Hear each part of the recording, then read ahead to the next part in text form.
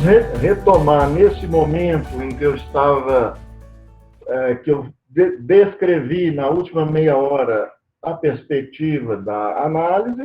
O que veio antes foi uma introdução em problemas bastante gerais da argumentação.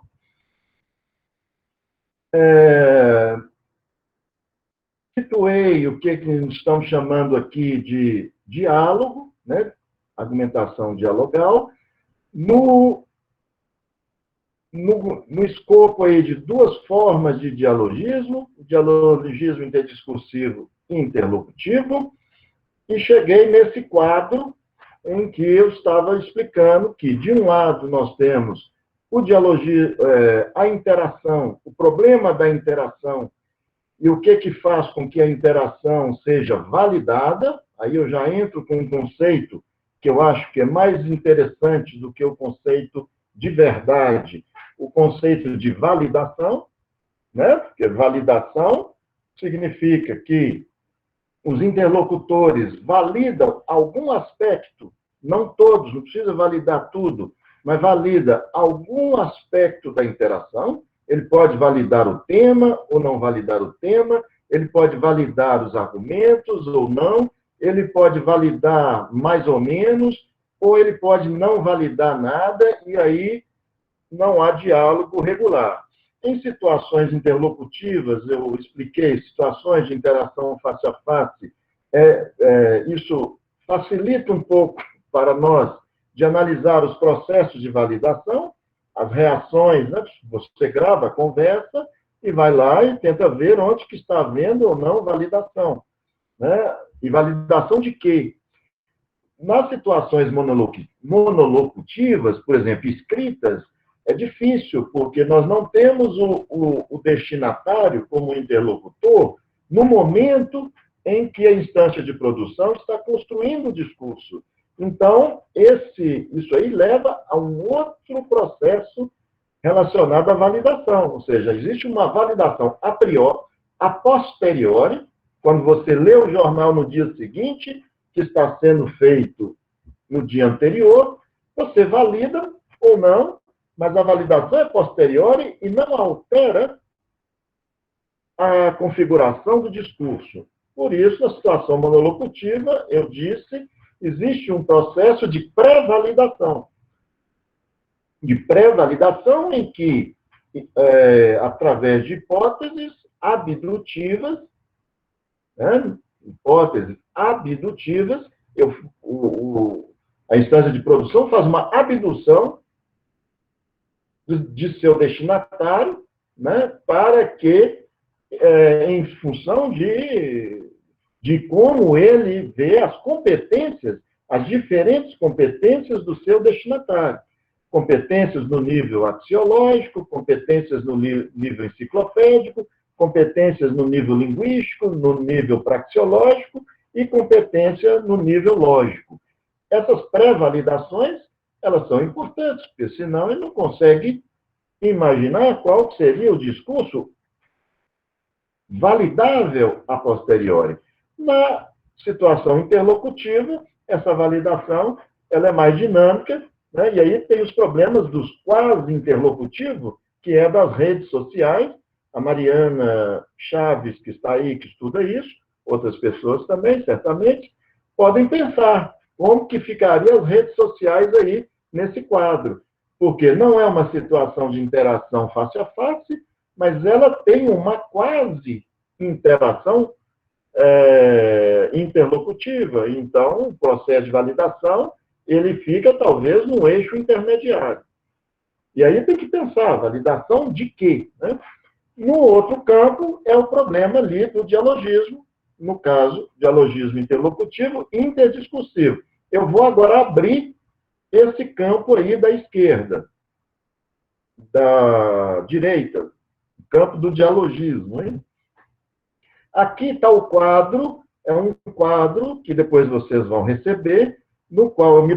Não, nem precisa, porque já está no texto da revista Glaucus, que vocês receberam, tem esse quadro aí, que é um quadro que eu explico lá, de como ocorre o processo de validação ou de não validação. Então, eu não vou me ater a esse quadro aqui, mas é um quadro interacional, tem um sujeito A, tem um sujeito B, estão ligados por interesses relativos a um objeto temático, e por aí eles vão selecionando os parâmetros em busca de validação para tornar um discurso regular.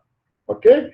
Bom, depois, se alguém quiser perguntar um pouco sobre isso, a gente desenvolve, mas está no texto que eu enviei para vocês, da revista Glaucus, que é uma situação sui generis, porque é um diálogo regular, quer dizer que existe um nível de validação que torna o diálogo regular do debate Serra-Dilma, mas é uma interação discordante.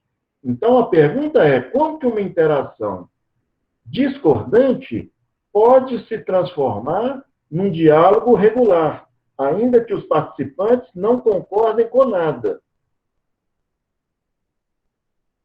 E aí eu analiso um pouco e comento um pouco o que eles estão, então, validando para que o diálogo continue. Bom, então vamos falar disso aqui. Existe, então, o trabalho com um quadro assim, que o dialogismo pode ser visto nesses dois níveis. O interdiscursivo, que é o bakhtiniano, por exemplo, um conceito, né, que está muito próximo do conceito de dialogismo bakhtiniano, que é no nível doxal. Também existe o nível uma discussão, claro, em Bakhtin sobre o diálogo enquanto réplicas, né? Em réplicas, um sendo eco de outras vozes, etc., mas o que é forte na discussão bakhtiniana é o dialogismo interdiscursivo, só para dar um exemplo, não exatamente do modo como eu estou tratando aqui, mas é o dialogismo interdiscursivo no nível do sistema de pensamento, dos valores, das ideologias, que são sistemas de pensamento também. Eu só coloquei ideologia aqui para que depois não apareça alguém e me diga por que você não gosta de falar de ideologia. Né? São sistemas doxais. Ou seja, é no âmbito dos posicionamentos dos sujeitos, né, de uma subjetividade que se constrói aí no interdiscurso. É nesse nível doxal que podemos estudar e analisar as estruturas argumentativas de estrito senso. O que são estruturas argumentativas de estrito senso?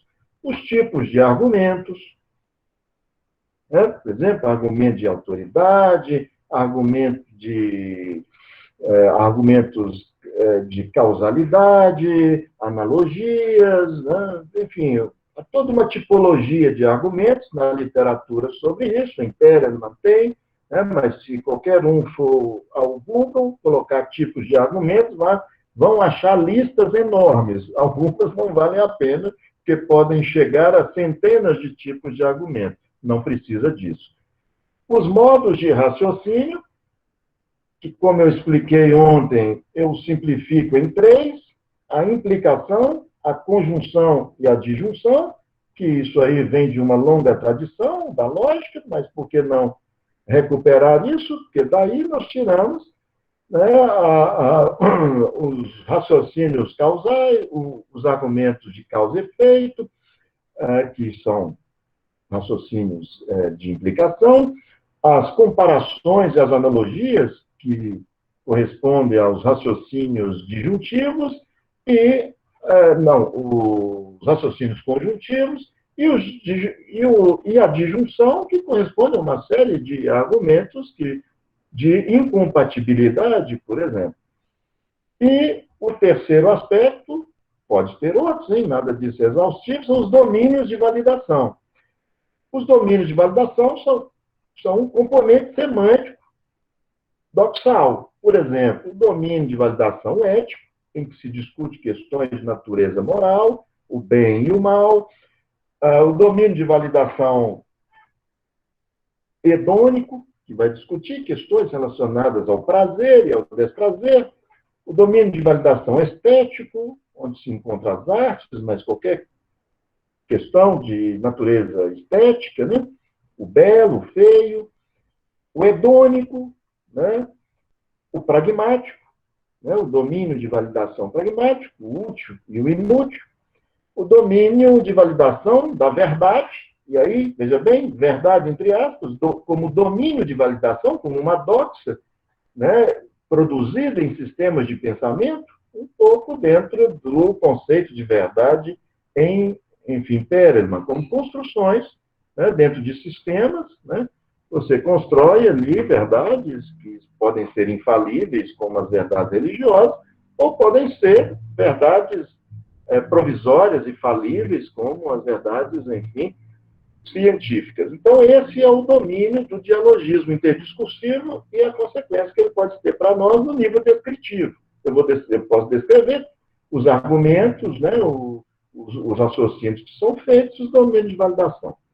No outro lado, é o dialogismo interlocutivo, que pode ser também descrito empiricamente em duas dimensões do dialogismo interlocutivo. A primeira é o dialogismo externo, que corresponde à interação verbal, né? É um dialogismo, então, de natureza interacional, onde podemos descrever, né, a presença de determinados atos de fala. Na revista Glauques, no artigo, né, eu cito alguns, faço algumas pequenas listas, por exemplo, atos de ofender, acusar, agravar, desafiar, desmentir, contestar. Mas pode ser atos expressivos, podem ser atos injuntivos, né? Advertências, autorizações, proibições, etc. O que nos permite analisar, descrever e analisar o que está no âmbito do funcionamento internacional.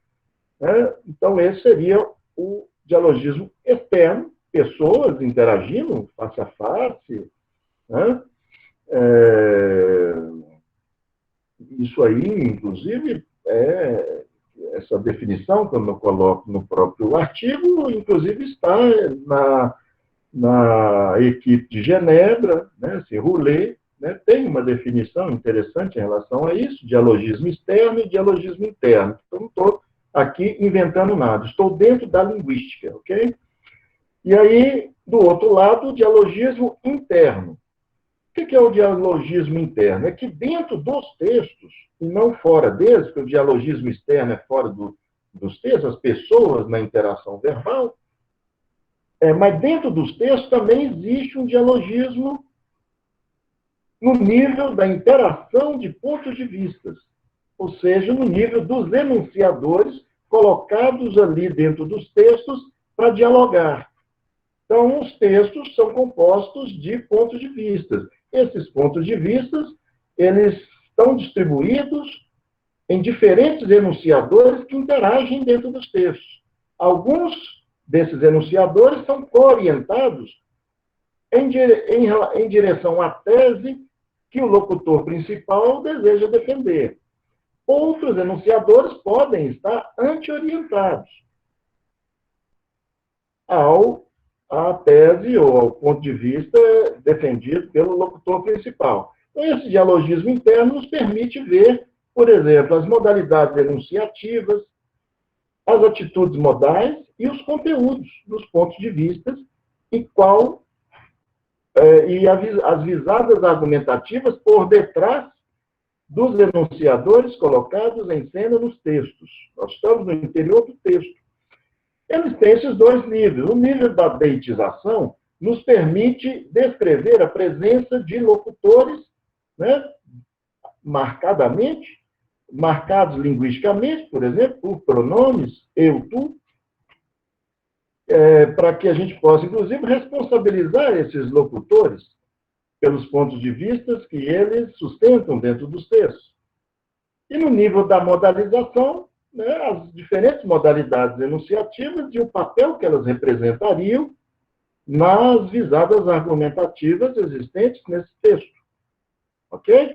Aí nós temos uma estrutura, né, que para mim é uma estrutura interessante, e que nos permite descrever o que está acontecendo, seja numa interação verbal, seja no interior dos textos, e a relação que isso tem com sistemas de pensamento, seja o dialogismo interdiscursivo doxal. Bom, isso aqui não precisa, então nós vamos para os exemplos, né? Esse exemplo está no texto, num dos textos que eu mandei para vocês, que foi assinado por mim e pelo Rubens Damasceno, que nós analisamos aí os discursos polêmicos, né, de interactantes, aí, interlocutores em redes sociais a propósito do Bolsonaro. Né? Lembrando que nós estamos em 2015, né?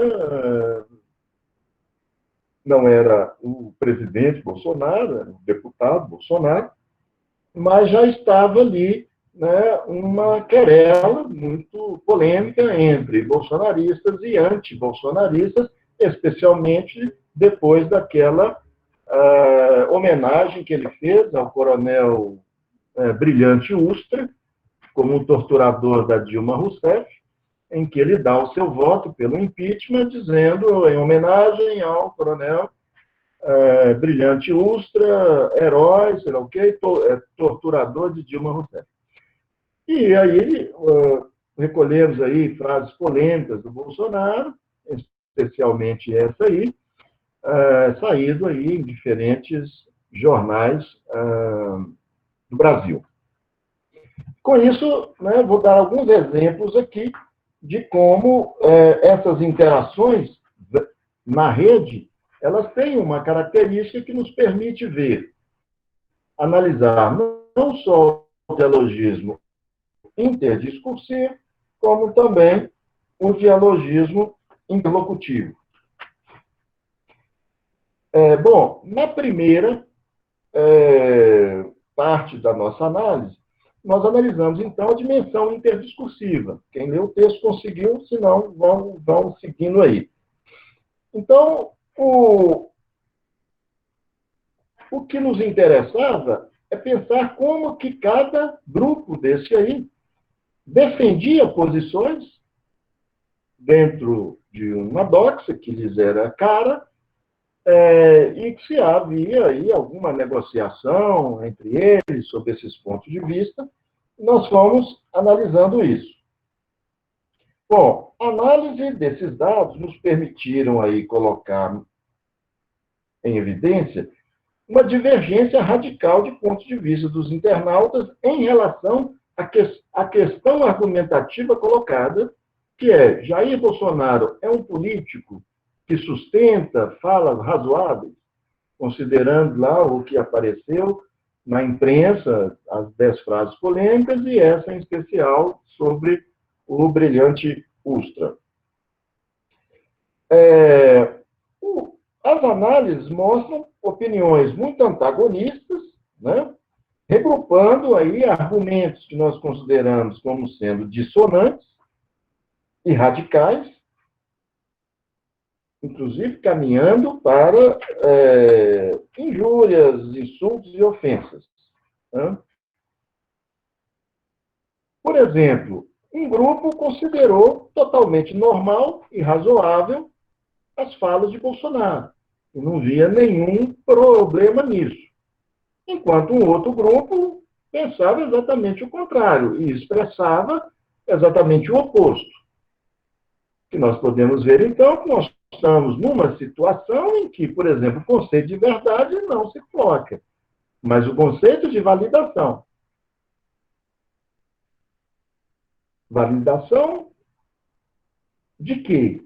Validação interlocutiva, porque validação doxal a gente percebeu que não há, porque o que um acha que ele é razoável, sim, e outro acha que ele não é razoável. Então, no nível do dialogismo interdiscursivo, eles não há uma validação intersubjetiva. O modo como eles avaliam, não só o Bolsonaro, objeto do problema, e o modo como eles avaliam questões como tortura, democracia, Estado de Direito, liberdade de expressão, é completamente diferente. Então, esses termos, democracia, liberdade de expressão, eles são termos que não teria, se a gente considerar isso aí, uma definição stricto sensu definitiva. Elas estão no âmbito de um processo de construção, inclusive, dessas noções. Uma das questões colocadas pelo Plantin é que, numa interação argumentativa, existe um certo esforço dos interactantes no nível da co-construção das crenças, ou na co-construção das noções, dos objetos. Mas, no nível doxal, a gente vê que esse processo de co-construção não se realiza. Porque, veja bem, os exemplos.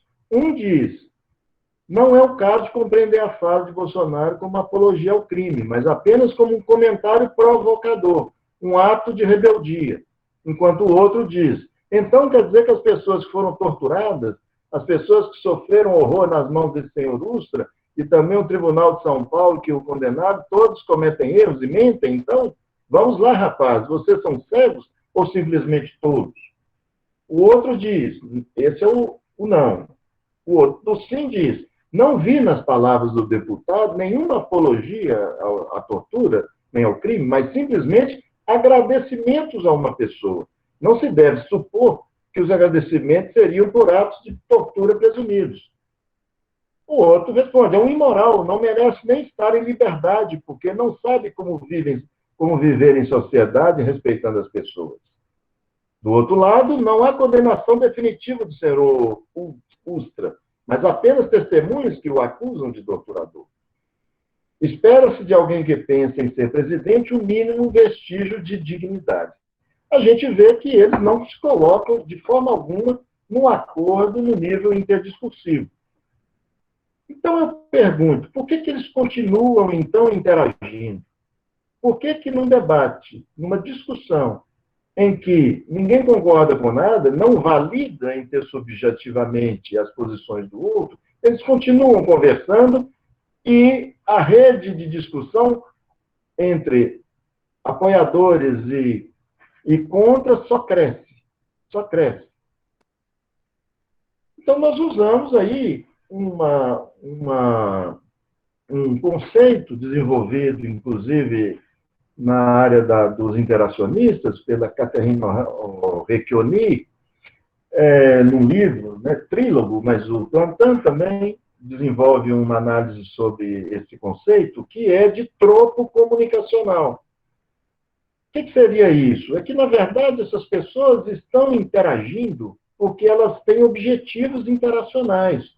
Então, elas continuam interagindo, inclusive, fortemente argumentativamente, mas no nível do dialogismo interlocutivo, porque os objetivos interacionais deles, de cada um, estão em jogo. Eles não estão, na verdade, interessados em co-construir uma crença, nem em negociar posições, mas estão interessados em manter essa interação no nível do dialogismo interlocutivo e interacional para juntar, né, mais aliados para ampliar o escopo dos seus próprios aliados, da sua própria comunidade. O que quer dizer que existe um terceiro aí no espaço da enunciação, que é um terceiro para os quais eles falam.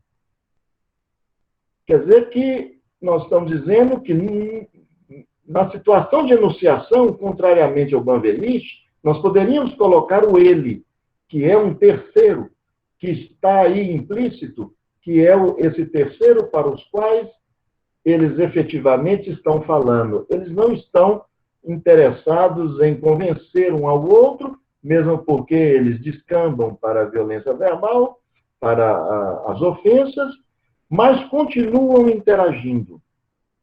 Eles se mantêm na interação,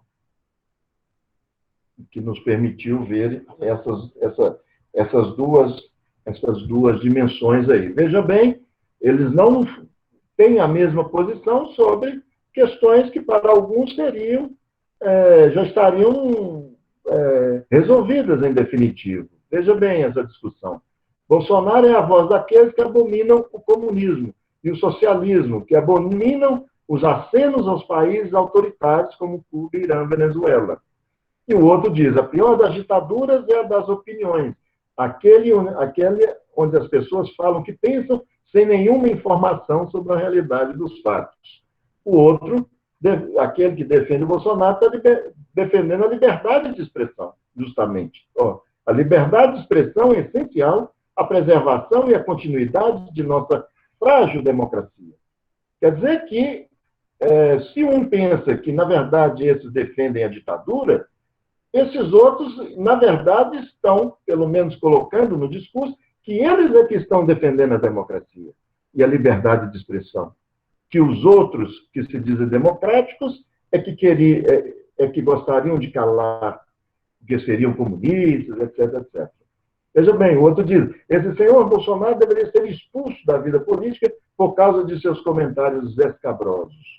Então, dentro dessa concepção aí, o Bolsonaro não é uma pessoa razoável e deveria, inclusive, ser expulso. Né? E que isso, inclusive, seria democrático, já que ele não respeitaria o Estado Democrático de Direito ao fazer apologia de um torturador. Né? E o outro pensa completamente diferente. Vamos, Bolsonaro nunca fez mal a ninguém. Seu único defeito, dizer a verdade. E o outro critica essa mania de relativizar os comentários de Bolsonaro e de blindar de forma discreta os torturadores é inquietante. Vocês veem que, no nível doxal, eles defendem sistemas de representações, diríamos. Eles têm interpretações completamente diferentes da mesma noção. Por exemplo, democracia, liberdade de expressão, etc, etc. Então, eles não compartilham no nível doxal de nada. Veja bem, para um grupo, o apoiador de Bolsonaro, Bolsonaro não é fascista, que o outro tinha acusado ele de ser. Esta é uma acusação que os petistas fazem. E o outro fala, então falemos de Nero também, da Inquisição, estamos em 2016, vamos continuar apoiando fascistas? Né? Para um, Bolsonaro é fascista, para o outro, não, ele é justamente o defensor da democracia. Pergunte às pessoas de bem, essa aí é ótima, porque há uma discussão justamente sobre esse conceito, o que é pessoa de bem. As pessoas de bem, veja bem como é que um grupo justamente coloca aspas na palavra de bem, remetendo à posição interdiscursiva do outro. As pessoas de bem das quais você fala não foram perseguidas simplesmente porque não eram favoráveis ao sistema. E o outro já vai na direção, ou seja, os argumentos no nível doxal de uns e dos outros, que nós estamos querendo dizer, é que estão previstas no sistema doxal e que permite esse diálogo polêmico e radical no nível interdiscursivo. É previsível, inclusive, porque essas posições, como são posições radicais, elas são, inclusive, fáceis de serem encontradas, não são difíceis. Porque numa linha de dicotomização, eles estão nos extremos da linha que leva à moderação, e justamente por estarem no oposto dessas linhas, é que eles mais dialogam e mais têm objetivos de continuar interagindo. Porque quanto mais eles interagem, nível interlocutivo, através das ofensas, mais eles conseguem ocupar essas posições erísticas e dicotomizadas dentro do campo democrático. As posições moderadas é que têm dificuldade, porque justamente elas partiriam por uma negociação de posições. Então, elas ficam isoladas no meio, enquanto os polos dicotomizados aproveitam e ampliam as suas posições nas redes de interação. Bom, isso aí, então, resumidamente, é o que nós chamamos de um dialogismo interdiscursivo, erístico, discordante, mas que se sustenta porque os objetivos interacionais são cumpridos. Assumir as posições, continuar discutindo sobre elas, não ceder e falar para uma comunidade que vai só se integrando à polêmica e crescendo. Né? Isso era em 2015, nós vimos como isso ficou grande em 2018. Né? Em 2018, isso chegou ao seu extremo. Esse grupo, que em 2015 ainda era pequeno, esse grupo ficou tão grande que chegou ao segundo turno. Né? Bom, e aí, no nível interlocutivo, como eu havia colocado antes, é onde a gente percebe e tenta descrever os atos de fala, né? Os atos de fala e a sua função dentro aí da dinâmica interacional. E uma coisa interessante é que nós vimos que dos 290 comentários analisados, 108 intervenções, ou seja, né, uma grande parte, mais de 30%, mais de um terço das intervenções era com valor injuntivo. Então, eram atos de fala modalizados ilocucionariamente no modo injuntivo. Eram injunções. Né? Advertências, ordens, conselhos irônicos, mas conselhos, como ordem ou convocação, pátria adorada, rebele-se, ou conselho, visite o cemitério de sua cidade, meu caro. Proibição, pare de ser uma cabeça dura, que é proibição, mas ao mesmo tempo é uma crítica, né? Desejo advertência, espero que você não tenha filhos. Cruze os dedos para que nossas famílias fiquem vivas. O coronel Ursa não merece simplesmente o título de herói, ele deveria ser canonizado. Exortação, não se pode lavar as mãos. Súplica, acorde dessa utopia, Maria. Exigência, dê-nos sua definição de fascista, por favor. Súplicas, convites, instruções, maldições, recomendações, ameaças, advertências. Ou seja, o que nós queremos dizer é que a troca, né, interacional, ou seja, o dialogismo interlocutivo no nível interacional, é extremamente modalizado para as injunções. E uma coisa interessante é que a gente percebeu que essas injunções comportavam propriedades pragmáticas importantes, no sentido de manter a interação, torná-la mais dinâmica, tensa e produtiva. E aí, a resposta aos Tener. Essas injunções que descambam para a violência verbal, elas são produtivas no sentido de funcionar como uma espécie de óleo no motor da interação. É como se elas fossem o óleo que fazem com que o motor da interação fique cada vez mais forte, intenso e dinâmico, e faça com que mais pessoas vão se reunindo em torno dessa interação discordante, polêmica, radical. Isso é muito interessante, porque não é difícil de pensar aí que, quando tem uma briga na rua, muita gente se aproxima para ver. Né? Basta ter uma confusão que um tanto de gente vai lá, seja curioso, seja para participar dela.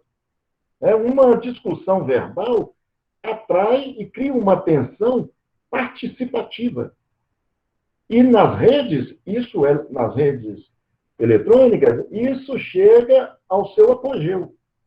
É por isso que há tanta discussão e histeria nas redes, porque elas parecem funcionar como um próprio motor da interação nas redes sociais. Faça uma argumentação muito racional no Facebook, você vai ter uma ou duas curtidas.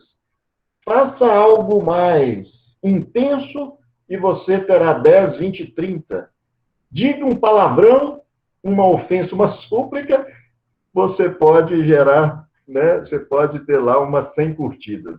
Ou seja, é interessante pensar isso, né? O motor, onde eu falei do troll, né? O troll, que é esse que entra para tumultuar a discussão, para desviar a atenção dos demais, é aquele cínico que antes a gente dizia que sempre tinha um cínico na sala de aula, que não deixava o professor dar a aula, porque ficava lá no fundo, no seu, né, nos seus, nas suas ações verbais e atrapalhava a aula e chamava a atenção dos outros, etc. Então, o que nós estamos querendo dizer é que a modalização injuntiva nessa interação analisada, ela é muito interessante porque funciona aí como um motor da interação. Enfim, conclusão dessa análise muito rápida é que nós descrevemos o dialogismo como o dialogismo interdiscursivo e o dialogismo interlocutivo se manifestam num diálogo argumentativo, num espaço, enfim, digital. A dimensão interativa e argumentativa dos dados permitem afirmar que um debate foi estabelecido, ainda que ninguém concorde com ninguém. Como a gente buscou demonstrar, a construção do valor injuntivo funciona aí como um óleo na engrenagem interacional. A gente entendeu que é justamente graças a essas construções que se constrói uma onda dialogal, né? Inclusive, isso é um termo criado aí pelo Rubens, que eu achei brilhante. Em francês, une vague dialogale, ou seja, uma onda dialogal que vai só aumentando, né, até virar um tsunami. Esse tsunami ocorreu em 2018. Então, essa onda dialogal se materializou através desses dois dialogismos. Um aspecto particular dessas injunções nos permitiu ainda compreender o seguinte: o funcionamento integrado desses dois tipos de dialogismo. O seu valor deôntico e subjetivo, que é uma subjetividade, os sujeitos se mostram, e existe um efeito deôntico de um dever ser, ou seja, que a única alternativa que tem é que você deve ocupar uma dessas duas posições aí. A convocação é para ocupar uma dessas posições, como um dever ser. Ou você está de um lado, ou você está do outro. Esse aspecto deôntico é a base da polarização e da dicotomização. Sair fora dela é difícil. Então, a modalização deôntica está estreitamente ligada às atitudes modais injuntivas, né? E aí a gente vai discutindo esse problema e pensando que a noção de dialogismo foi muito produtiva nessa análise, porque nos permitiu compreender o funcionamento da argumentação polêmica, né? De uma parte, o funcionamento interacional, regulado pelas injunções que os participantes dirigem uns aos outros, e por suas afirmações categóricas, como se elas tivessem efeito demonstrativo de prova. Né? Como se. Né? E, de outro lado, nós colocamos aí em evidência o caráter interdiscursivo do diálogo social, em que os interlocutores, então, assumem o papel de porta-vozes de posições muito fixas,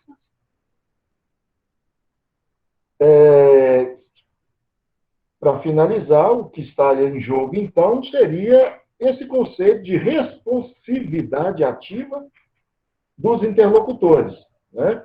Numa alteridade, ainda que paradoxal, dual. Né? Uma alteridade em que o terceiro, no espaço enunciativo, é que é o verdadeiro destinatário das falas de um grupo e do outro.